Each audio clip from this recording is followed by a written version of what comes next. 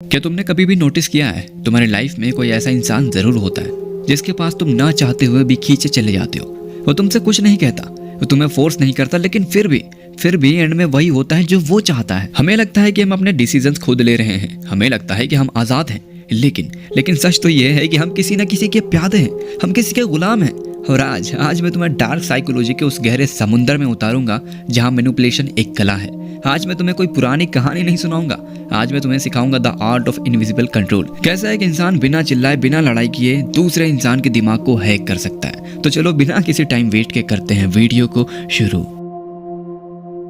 सबसे पहला रूल, अगर तुम्हें किसी को कंट्रोल करना है या किसी के दिमाग में अपनी जगह बनानी है तो तुम्हें एक ब्लैक होल बनना होगा। अच्छा सोचो एक नॉर्मल कन्वर्सेशन के बारे में। जब दो लोग मिलते हैं तो वो क्या करते हैं भाई? इंफॉर्मेशन ट्रेड करते हैं। जैसे कि मेरा नाम राहुल है, मैं इंजीनियर बनना चाहता हूँ। फिर दूसरा बंदा कहता है मेरा नाम विकास, मैं क्रिकेट पसंद करता हूँ, मुझे क्रिकेटर बनना है।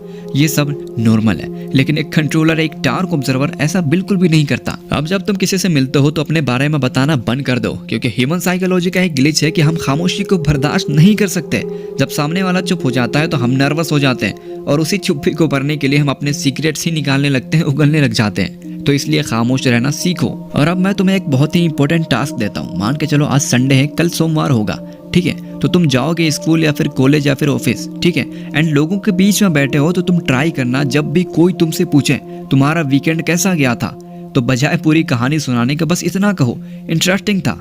और फिर सीधा उनकी आंखों में देखो और उनसे पूछो तुम बताओ तुमने वो प्रोजेक्ट किया कि नहीं किया। अब तुम नोटिस करना वो एक वर्ड फील करने लगेगा, वो तुम्हें इंप्रेस करने की कोशिश करेगा, क्योंकि तुमने उन्हें कोई डाटा नहीं दिया लेकिन उनका डाटा ले लिया। और जिसके पास इंफॉर्मेशन होती है वही सबसे ज्यादा पावरफुल में होता है। लेकिन एक मिनट रुको, तुम जा कहाँ रहे हो? इन्फॉर्मेशन लेने के बाद उस इंसान के साथ क्या करना है? असली खेल तो वहां शुरू होता है दोस्त। अगला स्टेप तुम्हें ये सिखाएगा कि कैसे किसी को अपने होने की लत लगाई जाए। तो भाई साहब रुको। अच्छा तुमने कभी नोटिस किया है कि लोग गैम्बलिंग के नशे में क्यों पड़ते हैं, या फिर वो टॉक्सिक रिलेशनशिप क्यों नहीं छोड़ पाते जहां उन्हें दुख मिल रहा है, सिर्फ और सिर्फ दुख? इसका सीधा साधा जवाब है अनप्रेडिक्टेबिलिटी। चलो हम एक एग्जांपल के तौर पर समझते हैं। मान के चलो अगर मैं तुम्हें रोज सुबह 9 बजे 100 रुपए दूं और एक हफ्ते के बाद तुम उसकी वैल्यू करना बंद कर दोगे और वो तुम्हारा हक बन जाएगा। लेकिन अगर मैं तुम्हें कभी 500 दूं, कभी कुछ ना दूं और कभी अचानक से 1000 दे दूं तो तुम्हारा दिमाग पागल हो जाएगा। तुम इंतजार करोगे, तुम मेरे बारे में ही सोचोगे कि कब मिलेंगे मुझे पैसे। अगर तुम्हें यह समझ नहीं आया ना तो मेरी इस बात को समझो। मान लो तुम किसी को पसंद करते हो या किसी क्लाइंट को कंट्रोल करना चाहते हो। देखो शुरुआत में ना तुम्हें अपना 100% अटेंशन देना है, उनकी हर बात सुनो, अवेलेबल रहो, उनके लिए फ्री रहो। लिटरली उन्हें ऐसा फील कराओ कि दुनिया के सबसे इंपॉर्टेंट इंसान है वो तुम्हारे लिए, ठीक है? एंड इसके बाद जैसे ही उसके दिमाग में डोपामिन रिलीज होगा ना, उन्हें तुम्हारी आदत पड़ जाएगी और लिटरली उसके बाद अचानक से गायब हो जाओ। चलो अब तुम्हारे पास इंफॉर्मेशन है और तुमने उन्हें एडिक्ट भी बना दिया है, लेकिन क्या हो अगर मैं तुमसे कहूं कि तुम उनकी याददाश्त, उनकी मेमोरी को भी बदल सकते हो? तो अगला टेक्निक थोड़ा खतरनाक होने वाला है, तो जरा ध्यान से सुनना। देखो सबसे बड़ा माइंड गेम वो है जब तुम सामने वाले को उसकी खुद की रियलिटी पर शक करने पर मजबूर कर दो।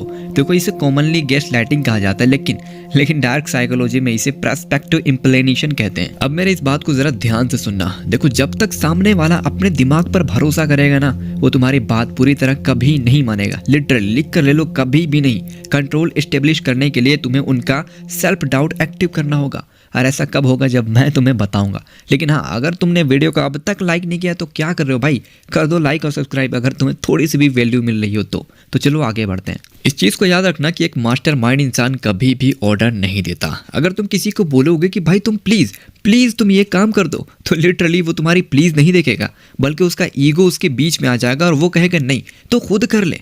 लेकिन अगर तुम उसे ऐसा फील कराओ कि ये आइडिया उनका था, तो वो उस काम को करने के लिए अपनी जी और जान दोनों लगा देंगे दोस्त। अब मैं तुम्हें यहाँ पर बेस्ट एग्जांपल देता हूँ। मान के चलो तुम और तुम्हारे अपने दोस्त को मूवी देखनी जानी है, लेकिन थिएटर पे दो मूवी लगी हुई है, एक जुजुत्सु काइसन, एक डीमन स्लेयर। अब प्रॉब्लम यहाँ पर यह है ना कि तुम्हें पसंद है डीमन स्लेयर और तुम्हारे दोस्त को पसंद है जुजुत्सु काइसन। अब अगर तुम मुझसे ये कहोगे भाई तू प्लीज चलना डीमन स्लेयर देख लेते हैं, बहुत ही अच्छी मूवी है, तो ज्यादातर चांस ये है कि वो क्लियरली बोल देगा नहीं भाई मुझे नहीं देखना, ठीक है? इसके बजाय अगर तुम अपने दोस्त से ये कहते हो ना कि दोस्त देख, हम जिस मूवी में जाना चाहते हैं ना, उस मूवी का रिव्यू बहुत ही ज़्यादा बेकार है। मतलब हर इंसान यही कह रहा है भाई कि जुजुत्सु काइसन अच्छा नहीं है, मेरा पैसा बर्बाद हो गया। मतलब हर इंसान यही कह रहा है। और दूसरी चीज़, यहाँ तक तो फिर भी ठीक है दोस्त, प्रॉब्लम ये है ना कि एसी भी ख़राब है, मतलब हम पैसे देंगे, एसी भी नहीं मिलेगी, गर्मी भी लगी और मूवी भी बेकार, मतलब चारों तरफ से हमारा पैसा बर्बाद होने वाला है।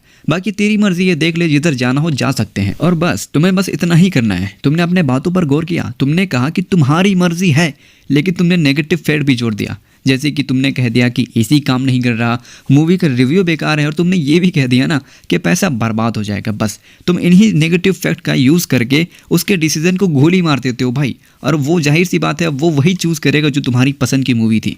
जैसे कि डीमन स्लेयर, मतलब दुनिया में ना 99% चीज़ें डर के वजह से खरीदी जाती हैं, बेची जाती हैं।